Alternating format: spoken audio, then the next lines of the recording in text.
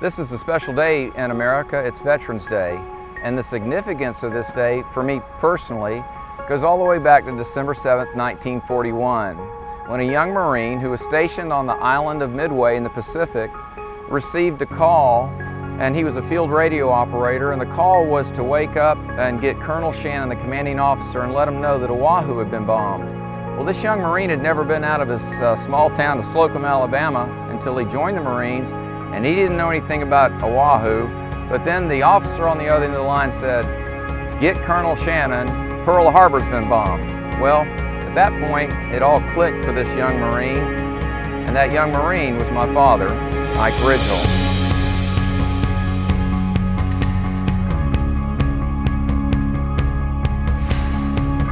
This day isn't about one family or even one service. As proud as I am of my father's service as a Marine and the influence it had on me to join the Marine Corps Reserve. But it's about every veteran of every service, every soldier, every naval personnel, our sailors, our airmen, and our Coast Guardsmen. Every service is honored today on Veterans Day.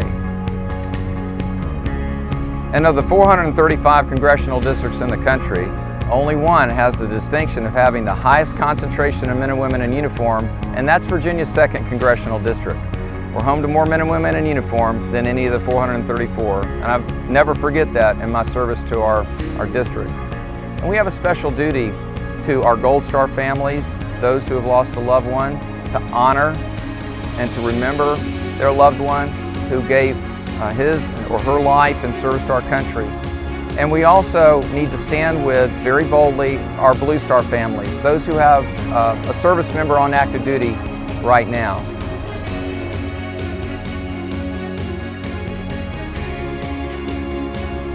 Thank you for your service to our country. Thank you for the training that you went through. And for some of you, the harm's way that you were willing to go into in order to keep our country safe. From one American to another, from this hard-charging Sergeant in the Marine Corps Reserve, a crisp hand salute and an expression of sincere gratitude. And I'm joining this not only by my wife Terry and me, but for my entire family, and I'm convinced for our entire community and all Americans. Thank you.